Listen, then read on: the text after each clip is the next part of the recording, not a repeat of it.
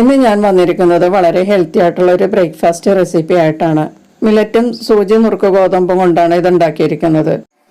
Diabetes ഉള്ളവർ ഇതുപോലെ ഉണ്ടാക്കി കഴിച്ചാൽ ഷുഗർ കുറയാനും കൊളസ്ട്രോൾ കുറയാനും BP നോർമലൈസ് ചെയ്യാനും സഹായിക്കും. അതുപോലെ ശരീരഭാരം കുറയാനും നല്ലതാണ്. അപ്പോൾ വളരെ ഹെൽത്തി ആയിട്ടുള്ള ഈ ബ്രേക്ക്ഫാസ്റ്റ് സ്നാക്ക് എങ്ങനെ ഉണ്ടാക്കാമെന്ന് നോക്കാം. ഞാനിവിടെ എൻ്റെ കയ്യിലുള്ള 2 തരം മില്ലറ്റ് എടുത്തിട്ടുണ്ട്. ഒരു മില്ലറ്റ് ആയാലും മതി. ഇത് സ്വർഗം മില്ലറ്റ് എന്ന് പറയുന്ന മില്ലറ്റാണ്. ഇത് കുറച്ച് എൻ്റെ കയ്യിലുണ്ടായുള്ളൂ. ഇതിന് മണിച്ചോളം എന്നും പറയും. വളരെ ഹെൽത്തി ആയിട്ടുള്ളൊരു മില്ലറ്റാണിത്. ഞാനത് 1 ടേബിൾ സ്പൂൺ എടുത്തിട്ടുണ്ട്. പിന്നെ എടുത്തിരിക്കുന്നത് പേൾ മില്ലറ്റാണ്. അത് 1/2 കപ്പ് ഞാൻ എടുത്തിട്ടുണ്ട്. പേൾ മില്ലറ്റിന് ബജ്ര കമ്പം എന്നൊക്കെ പറയാറുണ്ട്. മില്ലറ്റ് എല്ലാം ഗ്ലൂട്ടൻ ഫ്രീ ആണ്. അതുകൊണ്ട് തന്നെ അതിൻ്റെ ഗ്ലൈസമിക് ഇൻഡെക്സ് വളരെ കുറവാണ്. പിന്നെ ഞാൻ എടുത്തിരിക്കുന്നത് 3/4 കപ്പ് സൂചി ഗോതമ്പിൻ്റെ നുറുക്കാണ്. അതും വളരെ ഹെൽത്തിയാണ്. ഇനി നമുക്ക് ഈ മില്ലറ്റ് രണ്ടും കൂടി ഒരു പാത്രത്തിലാക്കിയിട്ട് വാഷ് ചെയ്ത് കുതിരാൻ വെക്കണം. രാത്രി വെള്ളത്തിലിട്ടിട്ട് രാവിലെയാണ് ഞാനിപ്പോൾ എടുക്കാൻ പോകുന്നത് കേട്ടോ. അപ്പോൾ ബ്രേക്ക്ഫാസ്റ്റിന് വേണ്ടിയിട്ടാണ് ഞാനിത് തയ്യാറാക്കുന്നത്. അതുപോലെ തന്നെ നുറുക്ക് ഗോതമ്പും ഒരു ബൗളിലാക്കിയിട്ട് വാഷ് ചെയ്ത് കുതിരാൻ വയ്ക്കണം. ഇത് നമുക്ക് നാളെ രാവിലെ ആകുമ്പോൾ എടുക്കാം.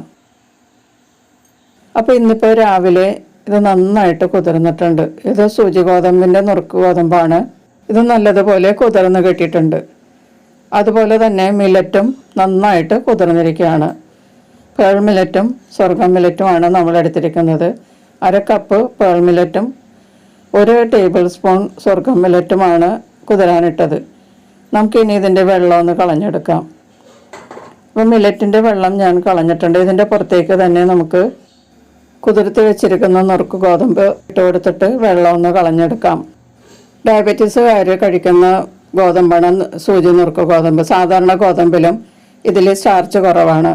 പിന്നെ അതുപോലെ ധാരാളം തവിട് ഇതിനകത്ത് അടങ്ങിയിട്ടുണ്ട്. നാരുകളും ധാരാളം അടങ്ങിയിട്ടുള്ളത് കൊണ്ട് ഡയബറ്റീസുകാർക്ക് കഴിക്കാൻ നല്ലതാണ്. ഇപ്പം ഞാൻ ആ വെള്ളമെല്ലാം അരിപ്പയിലൂടെ കളഞ്ഞെടുത്തിട്ടുണ്ട്. ഇനി നമുക്കൊരു മിക്സിയുടെ ജാറിലേക്ക് ഇതിട്ട് കൊടുക്കാം. ഞാൻ ആ കുതിർത്തിയ വെള്ളമൊന്നും എടുത്തിട്ടില്ല കേട്ടോ. മില്ലറ്റിൻ്റെ കുതിർത്തിയ വെള്ളം എടുക്കാതിരിക്കുന്നതാണ് നല്ലത്. ഗോതമ്പ് നുറുക്ക് കുതിർന്ന വെള്ളവും ഞാനിതിൽ ചേർത്തിട്ടില്ല കേട്ടോ. നമുക്ക് ഫ്രഷ് ആയിട്ടുള്ള വെള്ളം ചേർത്ത് അരച്ചെടുക്കാം. ഇപ്പം ഞാൻ മില്ലറ്റും ആ നുറുക്ക് ഗോതമ്പും ഇതിലേക്ക് ഇട്ടിട്ടുണ്ട്. ഇനി ഇതിലേക്ക് 1/2 കപ്പ് ചിരകിയ തേങ്ങ ചേർത്ത് കൊടുക്കാം. തേങ്ങയുടെ അളവ് കൂട്ടുകയോ കുറയ്ക്കുകയോ ചെയ്യാം കേട്ടോ. നിങ്ങൾക്ക് വേണമെങ്കിൽ ഇതിൽ കുറച്ച് തേങ്ങ ചേർത്താൽ മതി. ഇനി ഫ്ലേവറിന് വേണ്ടി വലിയ ജീരകം ചേർത്ത് കൊടുക്കാം. 1/2 ടീസ്പൂൺ വലിയ ജീരകം ചേർത്തിട്ടുണ്ട്. പകരം ചെറിയ ജീരകവും ചേർക്കാം. ഇനി ഒരു 5 ഏലക്കയുടെ അരി മാത്രം എടുത്തതാണ്. അത് ഇതിലേക്ക് ചേർത്ത് കൊടുക്കാം. ഏലക്കപ്പൊടി ചേർക്കുന്നവരാണെങ്കിൽ 1/2 ടീസ്പൂൺ ഏലക്കപ്പൊടി ചേർക്കുക. ഇതിലേക്ക് ഇനി കുറേശ്ശെ വെള്ളം ചേർത്ത് നല്ലതുപോലെ ഒന്ന് അരച്ചെടുക്കാം. ആദ്യം കുറച്ച് വെള്ളം ചേർത്ത് അരക്കുക. അതിനുശേഷം വീണ്ടും വീണ്ടും വെള്ളമൊഴിച്ച് നല്ല തിക്കായിട്ടുള്ളൊരു ബാറ്ററായി അരച്ചെടുക്കാം. ഇപ്പം ഞാനത് നന്നായിട്ട് അരച്ചെടുത്തിട്ടുണ്ട്. ഇതൊരു മിക്സിംഗ് ബൗളിലേക്ക് ഒഴിച്ചു കൊടുക്കാം. അരച്ചെടുക്കുമ്പോൾ ആദ്യം കുറച്ച് കട്ടിയിൽ അരച്ചെടുക്കുക. അതിനുശേഷം നമുക്കത് ലൂസാക്കി എടുക്കാം. മിക്സിയുടെ ജാറിലുള്ള ബാറ്റർ അല്പം വെള്ളം ചേർത്ത് ഇതിലേക്ക് ചുറ്റിച്ച് ചേർക്കാം. 1/4 കപ്പ് വെള്ളമാണ് ഞാൻ ചേർത്തിട്ടുള്ളത് കേട്ടോ.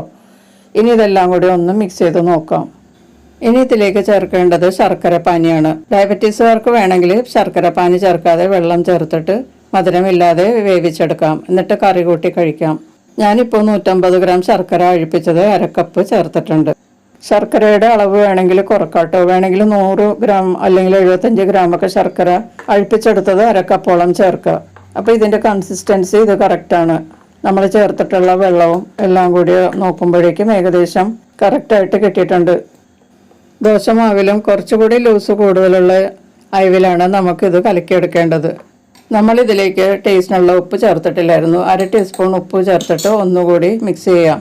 ശർക്കരയ്ക്ക് ഉപ്പുള്ളതാണെങ്കിൽ അതനുസരിച്ച് ഉപ്പ് ചേർക്കുക. ഇനി നല്ലതുപോലെ മിക്സ് ചെയ്തതിന് ശേഷം നമുക്കിത് മാറ്റി വെച്ചിട്ട് ഇത് ഒഴിച്ച് വേവിക്കാനുള്ള പാത്രം റെഡിയാക്കി എടുക്കാം. ഞാനിവിടെ ഒരു കിണ്ണൻ എടുത്തിട്ടുണ്ട്. അതിലേക്ക് അല്പം എണ്ണ ചേർത്ത് ഒന്ന് ബ്രഷ് ചെയ്ത് കൊടുക്കാം. വെളിച്ചെണ്ണയാണ് ഞാൻ ഉപയോഗിച്ചിരിക്കുന്നത് കേട്ടോ. പാത്രത്തിൻ്റെ എല്ലാ ഭാഗത്തും ഒന്ന് പുരട്ടി കൊടുക്കാം. മോൾഡ് നിങ്ങൾക്ക് ഇഷ്ടമുള്ള രീതിയിലുള്ളത് എടുക്കാം കേട്ടോ. റെക്റ്റാങ്കുലർ ഷേപ്പിലുള്ളതോ സ്ക്വയറോ അല്ലെങ്കിൽ റൗണ്ട് ഷേപ്പോ ഇഷ്ടമുള്ള രീതിയിലുള്ളത് എടുക്കാം. ഞാൻ ഇതിൻ്റെ പുറത്തേക്ക് ഒരു വാഴയില വെച്ച് കൊടുക്കുന്നുണ്ട്. പഴുത്ത വാഴയിലയാണ് എൻ്റെ കയ്യിലുണ്ടായത്, അതാണ് ഞാനിപ്പോൾ ഇവിടെ എടുത്തിരിക്കുന്നത്.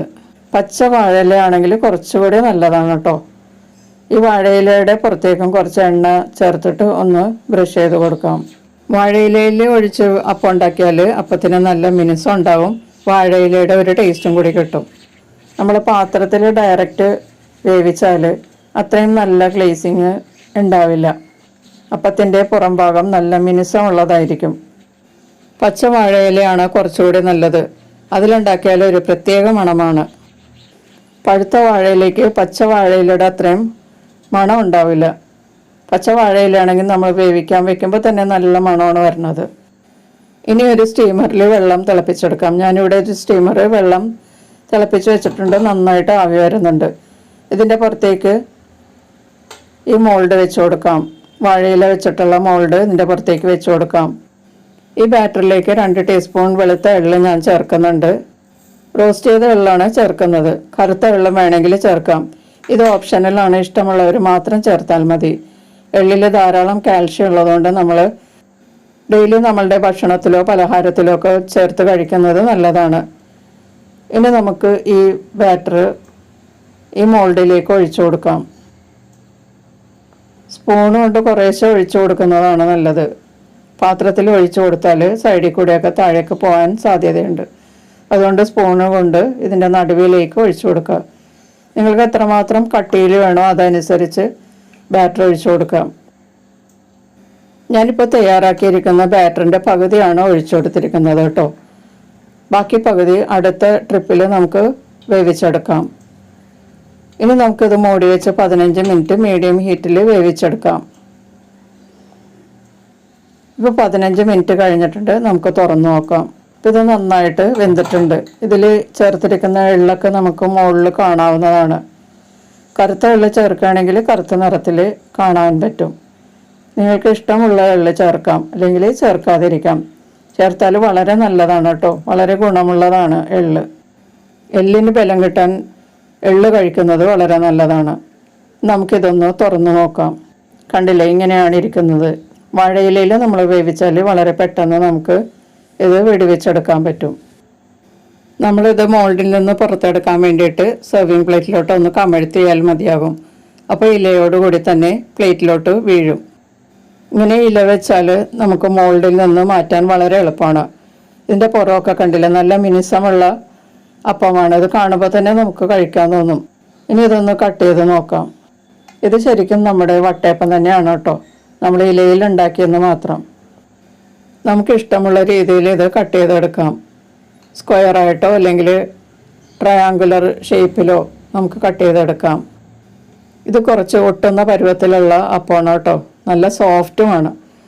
അപ്പോൾ അതുകൊണ്ട് പിസ്സ കട്ടർ ഉപയോഗിച്ച് കട്ട് ചെയ്യാനായിട്ട് കുറച്ച് ബുദ്ധിമുട്ടാണ്. അതുകൊണ്ട് ഞാൻ കത്തി ഉപയോഗിച്ചാണ് കട്ട് ചെയ്തിരിക്കുന്നത്. അപ്പോൾ വളരെ ഹെൽത്തി ആയിട്ടുള്ള ഒരു ബ്രേക്ക്ഫാസ്റ്റ് സ്നാക്കാണിത്. എല്ലാവരും ഒന്ന് ട്രൈ ചെയ്ത് നോക്കുക. ഇഷ്ടമായാൽ ഒന്ന് ലൈക്ക് ചെയ്യുകയും നിങ്ങളുടെ ഫ്രണ്ട്സിനൊക്കെ ഒന്ന് ഷെയർ ചെയ്ത് കൊടുക്കുകയും ചെയ്യുക. മറ്റൊരു അടിപൊളി റെസിപ്പിയുമായി കാണും വരെ ബൈ. Thank you.